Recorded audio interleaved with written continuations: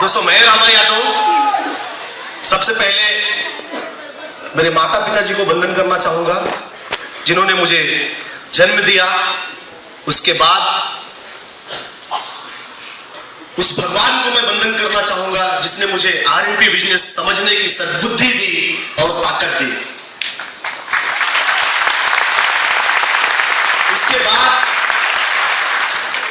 मैं उस इंसान को वंदन करना चाहूंगा, उसे भगवान कहा जा सकता है, जिस इंसान ने इंडिया के अंदर, इस दुनिया के अंदर आर्थिक आजादी दिलाने का एक संग्राम छेड़ दिया है, हमारे माननीय प्रवीण जयचंद्रन जी को। और यहां पर आए सभी crown diamond, royal diamond, blue diamond, diamond, platinum, gold, emerald, pearl, silver, लखपति और सभी गेस्ट को मैं रामा यादव तहे दिल से हार्दिक स्वागत करता हूं। और उन सबको मैं कैसे भूल सकता हूं, मैं उनको कैसे भूल सकता हूं जिनकी मेहनत, जिनके सपोर्ट और जिनके प्यार ने मुझे उस भीड़ के हिस्से को आज यहां पर लाके पहुंचाया। ऐसे मेरी सारी टीम को मैं रामा यादव तहे दिल से धन्यवाद देता हूं।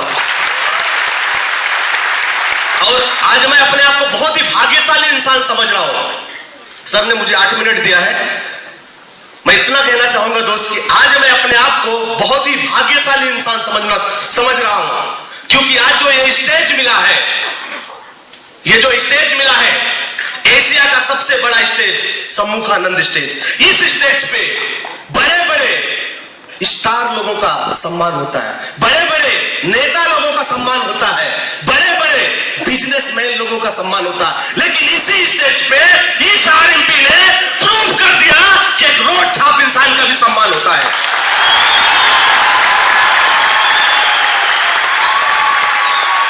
दोस्तों, एक चौथी पड़ा हुआ इंसान, एक रोड पे काम करने वाले इंसान का सम्मान हो रहा है।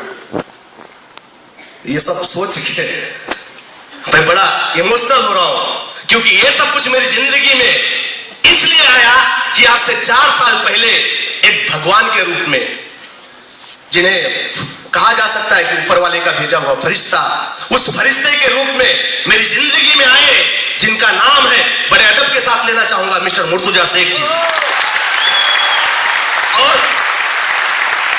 और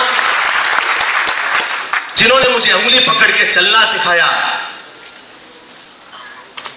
क्योंकि किसी भी चीज को पाने के लिए, कहीं भी कामयाब होने के लिए एक गुरु की जरूरत होती है। तो मैं उस गुरु को कैसे भूल सकता हूं, जिन्होंने मुझे उंगली पकड़ के चलना सिखाया, इस कंपनी के royal diamond mister Ravi Mahaseth ji को। और मेरे रोल मॉडल जिनके जैसा मैं बनना चाहता हूं, अब मालूम नहीं बन पाऊंगा कि नहीं, लेकिन बनना चाहता हूं, इस कंपनी के triple crown diamond mister Sampurnanand Chaudhary ji. दोस्तों, मैं बताना चाहूंगा, मैं सिर्फ चौथी पढ़ा हुआ इंसान हूं। रोड पे मैकेनिक काम कर रहा था। मैं चौथी क्यों पढ़ा हूं? इसके पीछे कुछ राज होगा। हेलो, मैं चौथी क्यों पढ़ा? क्योंकि उसके पीछे बहुत बड़ा राज है। घर की हालत अच्छी घर की हालत नहीं थी, मेरी पढ़ाई लिखाई अच्छी नहीं हो सकती थी, इसलिए मैंने अपने आप से डिसीजन लिया कि मुझे पढ़ाई नहीं करना है। क्योंकि हम लोग बड़े गरीब थे, गरीब समझते ना, माली हालत, घर में एक आदमी कमाने वाला और घर में 7 लोग खाने वाले, तो कैसे पढ़ाई हो पाएगी? हेलो, यहां है गरीब मेरे जैसे? है?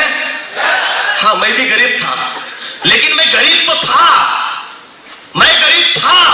लेकिन मैं अपने आप के अंदर ये चाहता था, ये सोचता था कि मैं गरीब हूं, लेकिन मेरा बेटा जो मैं पैदा करूंगा, मेरे बेटे को, उसको मैं गरीब नहीं पैदा करूंगा, उसको जरूर अमीर बनाऊंगा।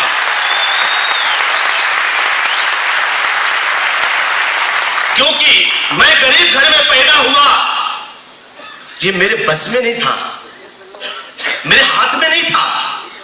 मेरे बस में होता, मेरे हाथ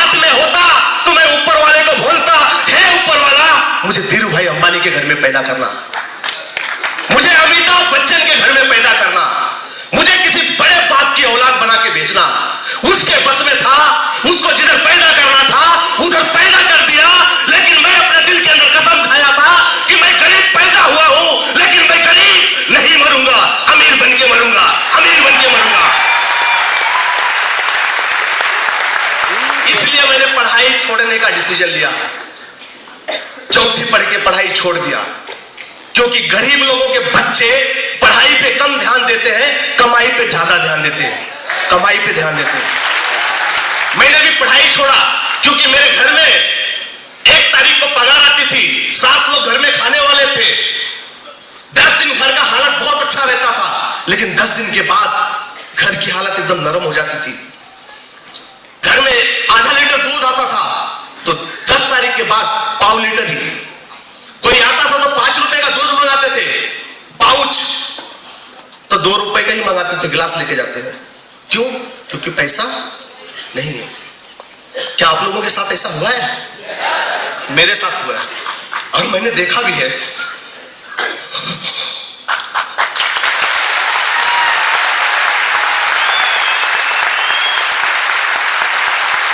आप देखे हैं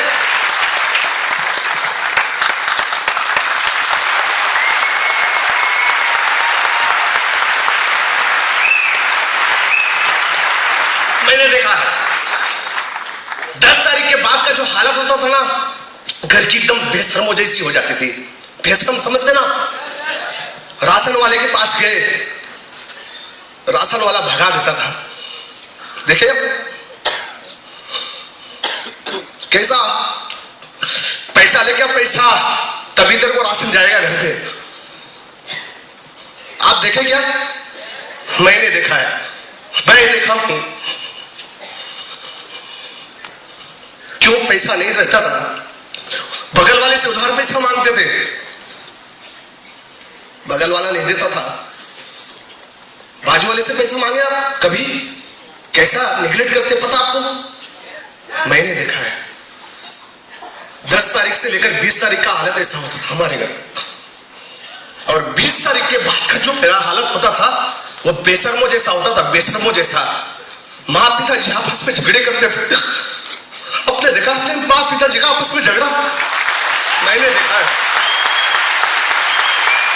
मैंने देखा है,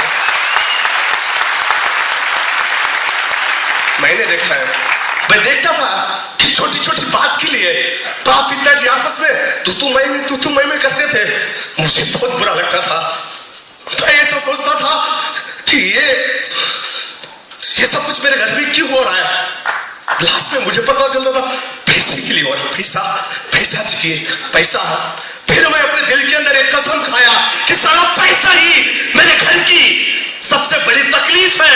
तो मैं मेरी जिंदगी में इतना पैसा कमाऊंगा, इतना पैसा कमाऊंगा कि मेरी माँ पैसे को गिन नहीं पाएगी, गिन नहीं पाएगी, गिन नहीं पाएगी।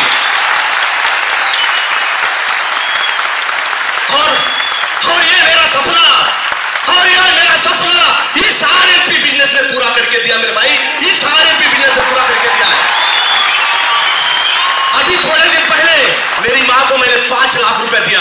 मैं बोला माँ इसको गिनना। मेरे साथ मेरे घर पे मंगल सिंह परमार आया था। मैं बोला माँ इसको गिन और सुबह मेरे को बताना कितना पैसा है। मेरी माँ का सुबह का आज क्या जवाब था पता आपको? मैंने पूछा माँ कितनी, क्या?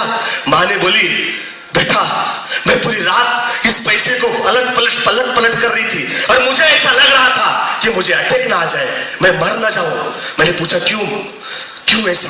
बोलती इतनी खुशी हुई कि तेरे बाप ने जितना पैसा नहीं दिखाया था उतना पैसा बेटा तू मुझे दिखाया है, तू मुझे दिखाया है।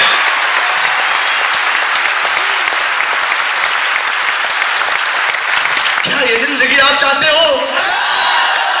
क्या सचमुच का अपने परिवार से प्यार करते हो आप? अपने माँ बाप से प्यार करते हो? ये आरएमपी पूरा करके देगी, ये आरएमपी करके देगी। इसके अलावा कोई दुनिया में रास्ता नहीं है, कोई रास्ता नहीं है।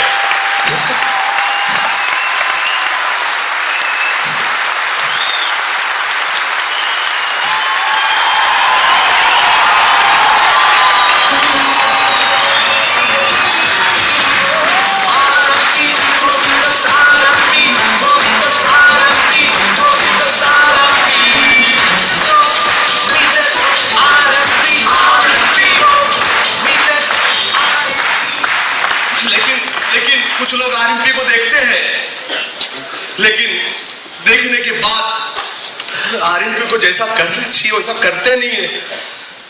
थोड़ी सी प्रॉब्लम आई, थोड़ी सी दिक्कत आई, भाग जाते हैं। हुआ ऐसा आपके साथ? और लोगों में देखने को मिलता है।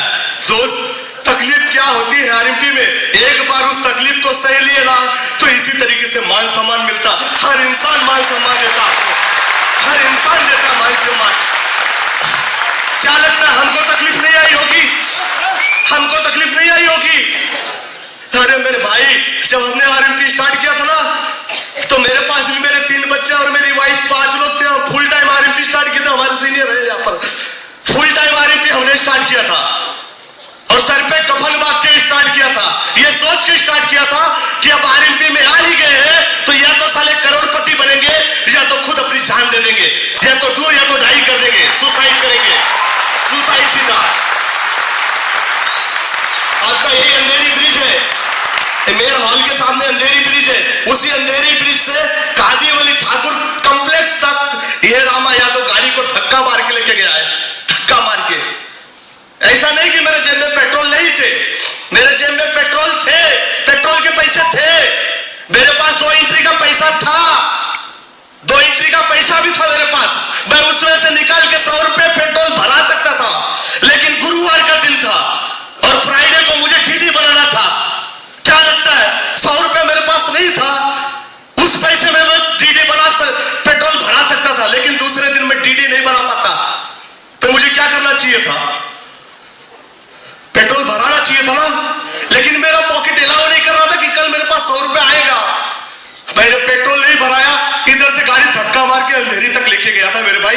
वो दिन मुझे आज अच्छी तरह याद है, आज अच्छी तरह याद है। मेरे पास, मेरे घर में ऐसे ऐसे तकलीफें भी आई है। लोग बोलते सर पैसे नहीं है, क्या करें, क्या खाए? दोस्त, हम भूखे रह जाएंगे चलता है, हमारी वाइफ भूखी है चलती है, लेकिन हमारा बच्चा भूखा हो देता है ना। आपका बच्चा कभी भूखा सोया है? सोया है क्या? हमारा बच्चा सोया है, हमारा बच्चा सोया है। रात को रोता था तो हम पानी के अंदर शक्कर घोल के उसको पिलाए अपने बच्चे को, लेकिन आरएमपी को नहीं छोड़े, जिसकी वजह से आज वही बच्चा बीएमडब्ल्यू से स्कूल जाता है, बीएमडब्ल्यू से जाता है।